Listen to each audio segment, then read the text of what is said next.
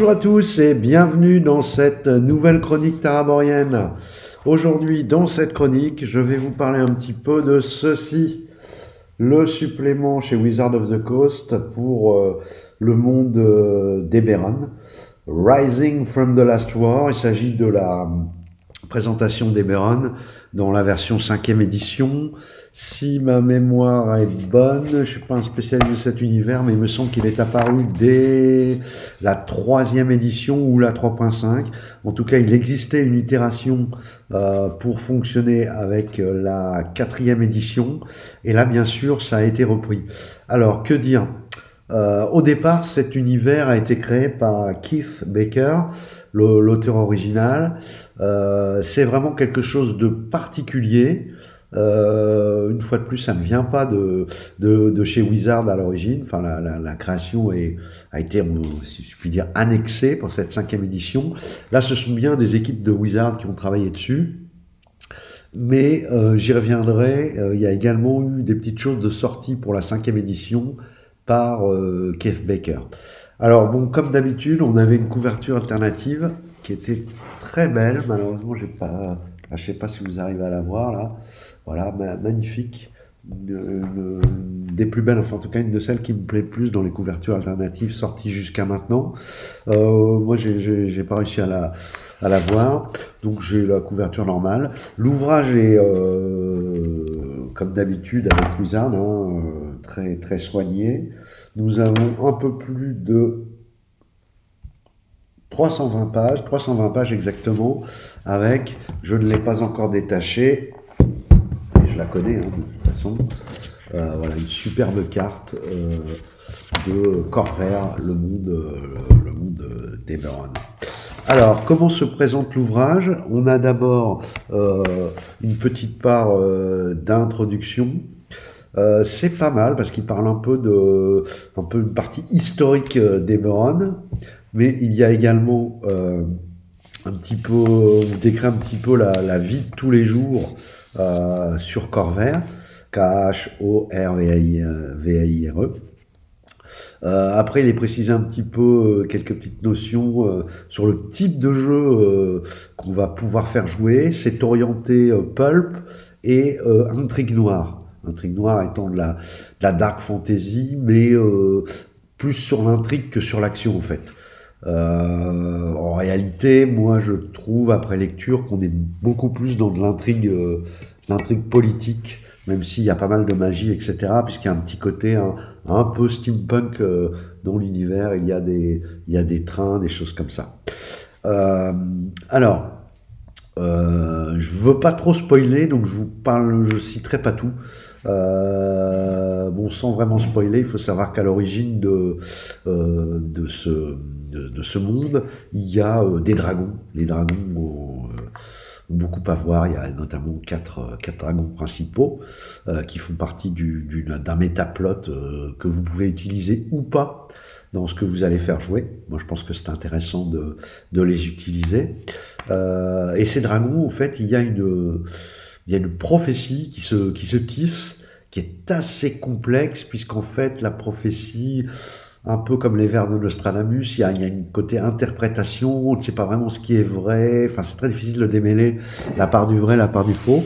Je trouve ça plutôt malin, parce que ça permet aux maîtres de jeu, comme ça, de donner un peu, enfin de mettre des fausses pistes parmi les pistes, de développer ce vers quoi ces joueurs vont. C'est assez savoureux et ça permet de mettre des choses en place d'une manière assez aisée. Ensuite, vous avez un paragraphe, enfin même 2-3 pages où on vous parle en fait de The Last War, puisque le titre c'est Eberron Rising from the Last War. C'est-à-dire c'est à peu près à cet endroit-là qu'on va prendre l'histoire, et on vous explique en fait que pendant des centaines d'années, le continent de Corvair avait été uni par le royaume de Galifard, mais que la paix avait fini par basculer avec la mort d'un roi, de Jarod, en 894, et à peu près il y a une centaine d'années, et il y a eu une espèce de conflit de succession énorme, gigantesque, qui a un petit peu redistribué la géopolitique du pays. notamment avec donc cette guerre de succession qui a touché plusieurs royaumes. Et là, ce qu'ils appellent The Last War, la dernière guerre, a été vraiment quelque chose d'abominable. Donc l'idée, sans tomber non plus nécessairement dans le trop post-apo traditionnel, c'est quand même qu'on est dans un univers qui se relève, d'une terrible guerre, et que toutes les factions politiques de chacune des nations vont être dans une optique de reconstruction avec des voies barrées et aussi des opportunités. C'est pour ça que je vous dis, moi, à la lecture, j'ai vraiment trouvé que c'était un décor idéal pour faire jouer de l'intrigue politique. C'est assez dense, c'est assez bien fait. Voilà, j'en dirai pas plus pour cette présentation de la Last War, je ne veux pas spoiler, je vous laisse découvrir. Ensuite, nous avons ce qu'ils appelaient le premier chapitre, en fait, où là, on a des petites précisions concernant la création de personnages. Donc, pour jouer spécifiquement dans cet univers, donc il y a des petits twists, des petits ajouts sur les Dragonborn, les changelings, les elfes, les gnomes. Ils sont un peu personnifiés. Voilà, par exemple, les nains de Mror-Holtz. Vous voyez, vous avez un petit dessin. Vous voyez, ça change quand même au niveau esthétique et couleur, des nains qu'on est habitué de voir dans la 5e édition. Il y a vraiment une couleur particulière, et c'est un peu vrai pour toutes les races. Il y a les elfes de Ternadal, vous avez les gnomes de Zilargo, vous avez les gobelinoïdes, les demi-elfes. Au niveau des humains, vous avez de nouveaux peuples, bien sûr, parce qu'il s'agit d'un nouvel univers. Donc vous avez les Kalashtar, vous avez après des précisions concernant les orques et les demi-orques. Vous avez ce qui s'appelle les shifters. Alors ça, c'est nouveau, je crois que c'est vraiment spécifiquement lié à Eberron. Vous avez les tieflings, bon, voilà, qui sont reprécisés, les warforges. Et puis après, on attaque avec encore une fois quelque chose de spécifique à Eberron, les Dragon Marks. Alors, les Dragon Marks, ce sont en fait des tatouages, et également ça définit un peu une culture. Vous appartenez à des grandes familles, c'est des familles qui sont généralement à la tête de réseaux puissants et influents.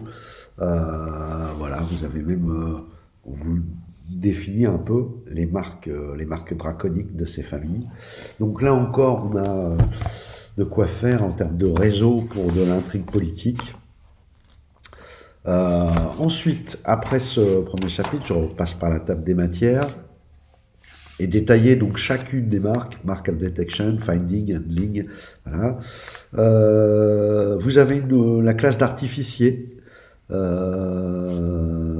et vous avez ensuite, toujours dans ce premier chapitre, un certain nombre, il vous donne des pistes pour trouver des employeurs, ce qu'ils appellent les patrons, pour vos joueurs. Là encore, c'est très malin, parce que ça permet d'unifier une troupe assez rapidement, en considérant qu'ils travaillent pour la même personne, et l'univers se prête encore.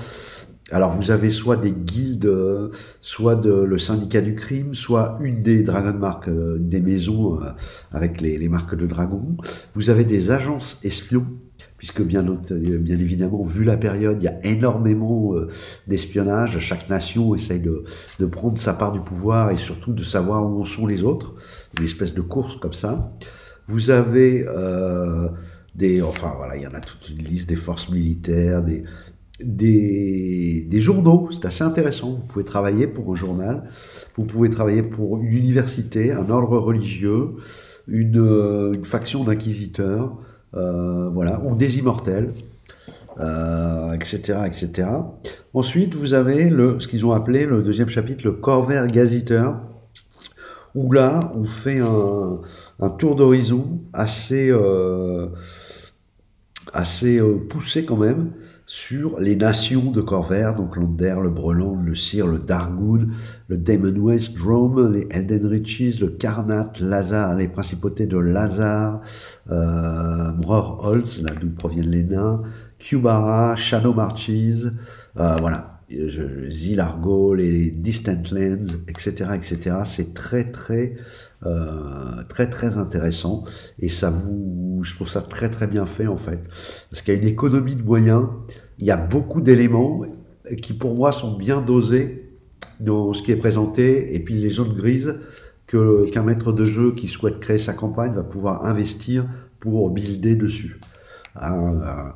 Ce supplément d'ailleurs, la façon dont ils l'ont fait, moi je pense que pour moi c'est des meilleures réussites pour l'instant dans tout ce que j'ai lu de la 5e édition, surtout en matière de suppléments d'univers, parce que en fait vous avez des éléments, des contextes, des luttes de pouvoir, des intrigues, et après vous pouvez faire le brassage comme vous voulez. C'est très intelligent, je trouve, d'avoir procédé comme ça. Et pour les gens comme moi qui aiment bien tisser leur propre campagne, c'est vraiment le top d'avoir fonctionné comme ça. Je les en remercie. Ensuite, nous avons les terres environnantes. Donc, on élargit un peu le scope. Et là encore, ça donne matière à avoir des zones grises à investir. Puis enfin, on va vous parler des religions et des croyances d'Encore Vert avec différents cultes, etc. C'est très évocateur. En tout cas, ça donne plein d'idées. Ce supplément, il est vraiment génial pour ça. Ça vous fait fourmiller d'idées. Ensuite, on vous parle de Sharn, la cité des tours, City of Towers, et on vous décrit cette énorme cité où il y a pas mal d'activités criminelles, etc. La cité à elle seule vaudrait le détour, hein, pour vous dire un petit peu, au cas où vous n'êtes pas encore, vous hésitez, rien que pour la cité, est-ce que ça peut permettre moi ça me fait penser à un supplément qui était paru dans Rollmaster, je crois que c'était Selkai City in the Sky. Ça m'a fait beaucoup penser à ça. C'est différent, mais c'est bon sur le principe, etc. Et c'est aussi fouillé. C'est vraiment très bien. Chapitre 4, encore très intéressant pour les maîtres de jeu. Comment construire des aventures en Eberron. Alors, c'est un petit peu, ils mettent en avant en fait, par rapport à un autre setting, ce que ce setting vous permet de faire. Encore une fois, c'est très bien vu, quoi. Je vais essayer de vous montrer. Tiens, là, j'ai la fameuse carte qui est reprise ici, vous voyez. Wizard, c'est pas toujours ça sur les cartes. Là, celle-ci, elle est vraiment pas mal. Elle est un peu dans le style de celle de Lychguard chez Cobble Press. Alors, je vais aller au truc dont je vous parlais.